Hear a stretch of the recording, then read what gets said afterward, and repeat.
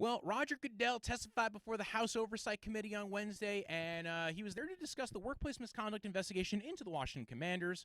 Some in Congress took this, though, as an opportunity to ask Roger Goodell questions about things that had nothing to do with the investigation, including questions about Deflategate, race norming in the concussion settlement, and Jim Jordan uses this as an opportunity to ask about Dave Portnoy being banned from NFL games, as well as Jack Del Rio being fined $100,000 for statements he made about the January 6th committee. But a majority of the questions surround the investigation and the failure to turn over a detailed written report, and they compared this to the 2014 investigation into the Miami Dolphins, where there was a written report with redactions for witnesses.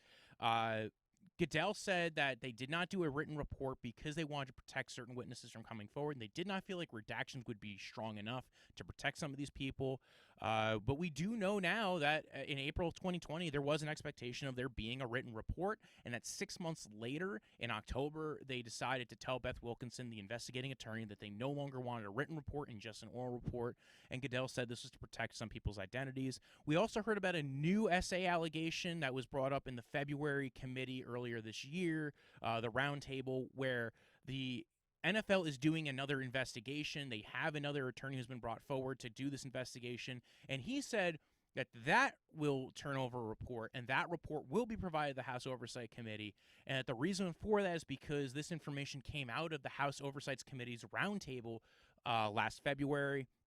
Feels like a distinction without a difference. We also heard about the common interest agreement between the NFL, Beth Wilkinson, the investigating attorney, and Dan Snyder and the Washington football team. And what this document does is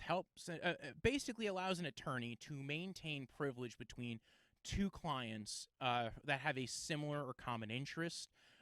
basically because privilege is a much stronger evidentiary veil to pierce. It's very easy to subpoena confidential info, but it's very hard to subpoena privilege information. And this is where Congress asked questions regarding that, saying, is there any information that we requested that was not turned over via this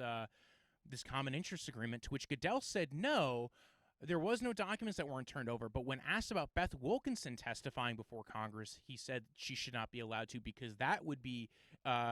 actually pierce privilege, and that would be a problem. To which I think now we are seeing that, well, I guess there is information that the Congress is not getting because of this common interest agreement.